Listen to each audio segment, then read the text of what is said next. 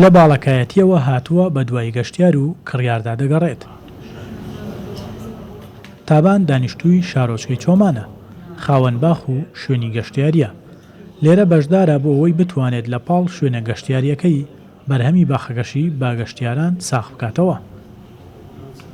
سوودی ئەو پرۆژەی ئەوەیە داهات زیادەکە، ڕاکێشانی سەرنجی گەشتیارە لۆ ئەو ناوچەیە و هەلیکار زیادە بیتن چەندی ئەوەی کە گەشتیار لە شوێنە جیاوازەکانەوە بێن لۆ چۆمانەیان لۆ ناوچەیمە ئەمە ئەتوانین داهاتی زیاد بکەین و ئەو ناوچەی بەرەو پێش بڵین. لەم خولە خاوەن پرۆژە گەشتیاری و کشتتوکاڵیەکان فێر دەکرێن چۆن بەرهەمەکانیان لە شوێنی گەشتیاریەکان ساخ بکەنەوە. چل کەس بەشدارن. ڕێگەیەکی نوێیان پێدەدرێت چۆن بەرهەمەکانیان بە بازار بکەن.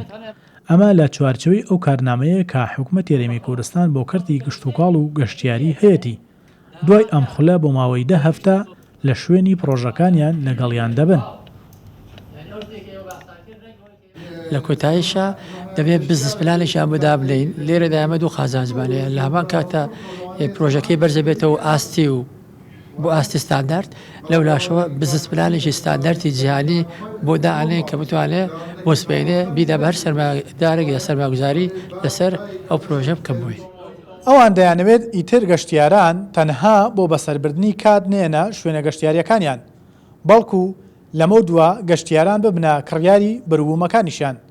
ئەمە ڕێگایەکی نوێیە ئەمان تاقی دەکەنەوە.